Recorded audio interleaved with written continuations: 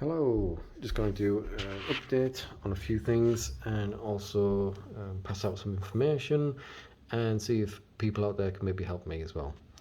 Some good news, Cablemod adapter, melted scenario. Melted, got in touch with eBuyer, they wouldn't touch it. Got in touch with MSI, they wouldn't touch it because they said it's well known about the adapters melting and stuff like that. Got in touch with Cablemod. Originally it was meant to be going to Germany for a fix.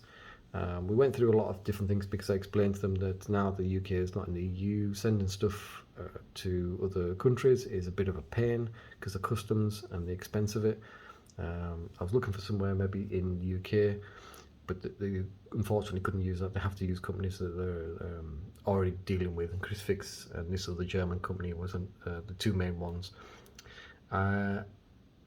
It took a bit of time because every time I send an email I have to wait a day to get a reply, sometimes a day and a half between Cablemod and myself, because obviously they're really busy as well, and trying to get some information. Now there was some information that was missed that they didn't give us, and I'll put that in the description, so anybody who's in the UK that needs to send it to KrisFix, the information in there should help you when you come to use your postage. I went with DHL and it was good on their side of things, but that'll be in the description. I'll get to that in a sec. So yeah, I ended up sending it off to KrisFix, but while it was making its journey I had a few snags here and there to jump through some hoops, and I ended up getting another 4090, and I was saying that because of all this I would rather not go with the fix. Is it possible if I can just do the reimbursement? And they agreed to it, and also to reimburse for the postage.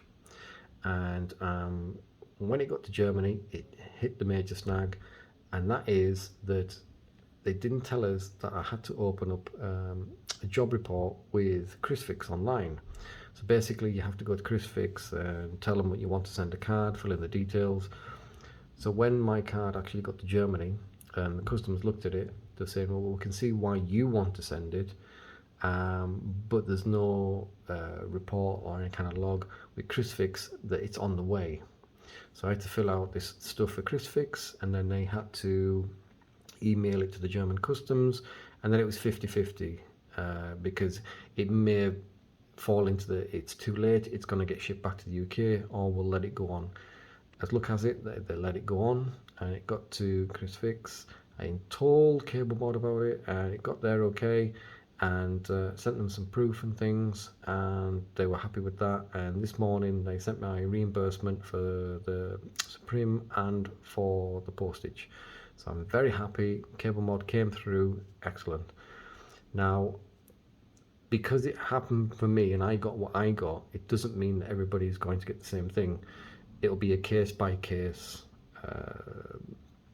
probably looked at the way it is, and they'll judge it case by case. I mean, I've seen some people just being offered just the fix, and some of the details on that might be because of the way the actual adapter has been put in, and when they send photographs to Cablemod you can see that hasn't been put in right, but Cablemod are just saying, well look, rather than just saying, look, it was your own fault, we'll at least do a fix. So it's even though I got the reimbursement, it doesn't mean that everybody else will, if you know what I mean.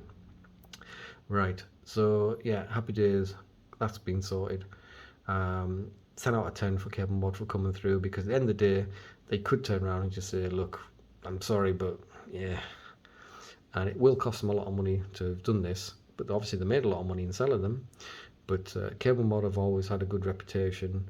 For every one bad review you can probably find 10 or 20 good ones, so they've wanted to keep their reputation, and it's a learning lesson for them as well. They've been on the go for a few years, so they've probably got a few pennies in the bank. They've got version 2 of the adapter coming out. They've got the cables that have actually got the bends EORI in them as well.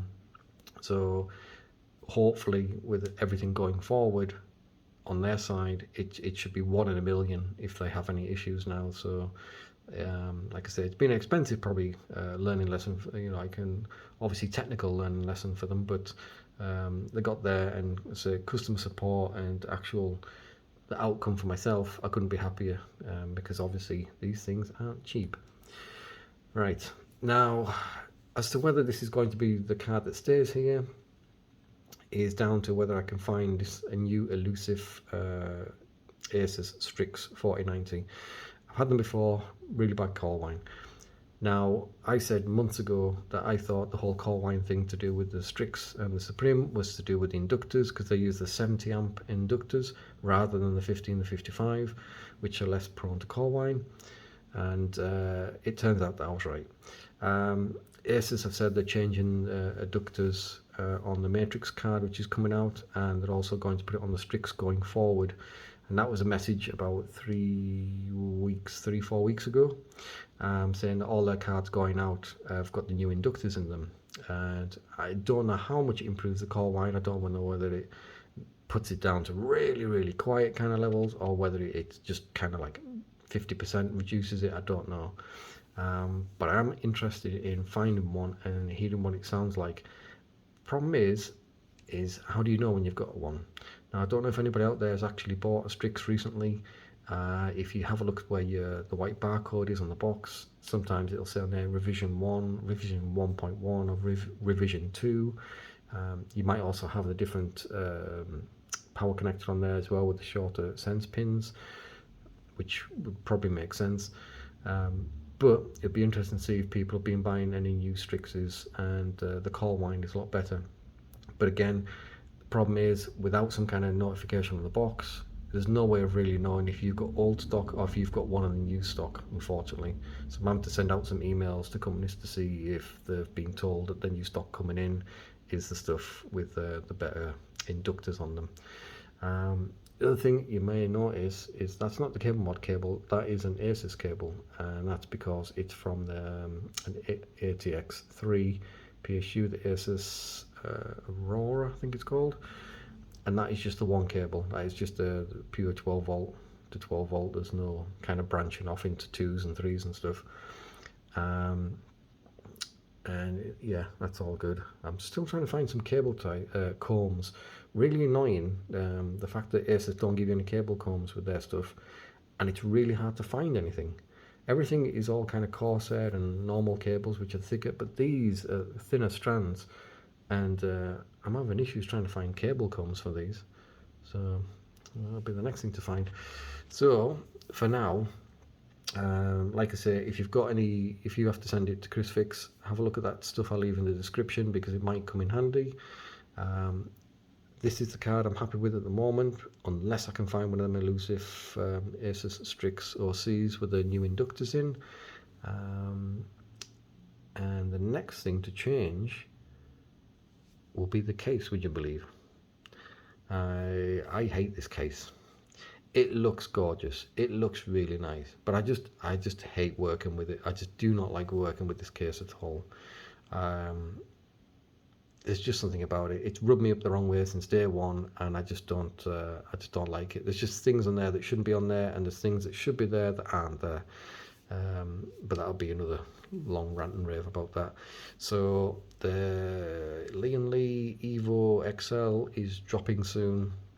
It's quite good because it's actually got a lot more USBs on the front, which I need. I think that's due in about a month, so that's be the next thing, which it'll probably be changing in here. So unless I can find one of these Strixy things. Anyway, so anybody out there with the 4090s going through Cablemod, hopefully you have a good experience the way I did, and hopefully it'll be a thing of the past now. I've still got my little sense thing on there as well, which takes temperatures. I'm just over precautious now, but it's all good, and it actually seems to be running better with the ATX3 cable as well. The actual temperature on temp probe on there is 10 degrees cooler when I'm gaming on Cyberpunk than what it was with the Cablemod cable.